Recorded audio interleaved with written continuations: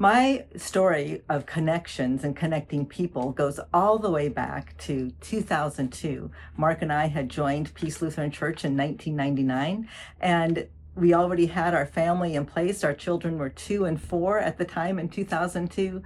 And I was asked or invited to go to a Child in Our Hands conference.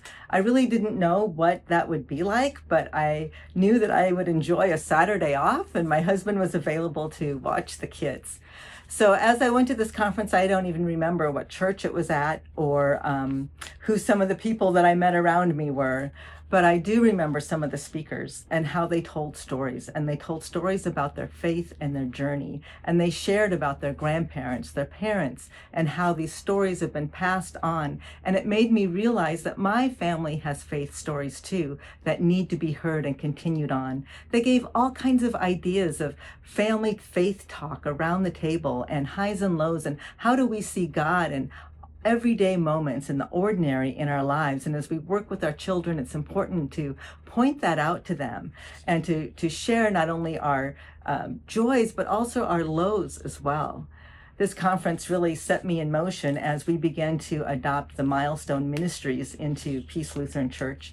And I learned of other churches adopting milestone ministries as well. And at All Saints Lutheran Church, I met Bobby Tomasak, and she was doing all kinds of amazing things with Faith in Our Home, but also with the milestone ministries, and gave me and the other gal I was with some ideas to take back to our church. I say all of this because there was a movement of the Spirit through this conference and a way for me to see God in different ways that I hadn't really imagined. It was almost what I call an awakening that happened or occurred as to how faith can be applied at the home and connected to church. And it was through this conference that the Synod offered that allowed this idea of milestone ministry to be shared. And it shows of people connecting, stories connecting, and the greater Synod connecting, all through a Child in Our Hands conference. It is through the mission development and the money that churches send in that allow the Synod to offer conferences, workshops, and all kinds of things that can enhance not only our lives where we see God active in it, but also connect us together to a wider, larger community as one in Christ.